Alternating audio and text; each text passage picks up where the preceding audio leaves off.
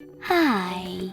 In front of me is TCL 406 and today I would like to show you how you can clean storage of this device. Begin by locating and opening an app called Files. Following that, select Clean at the bottom left corner of it, and then click on Clean under Junk Files.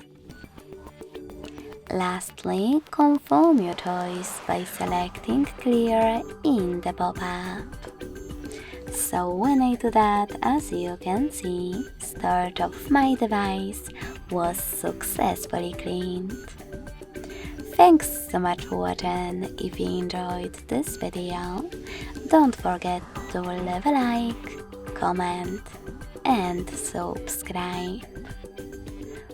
Bye!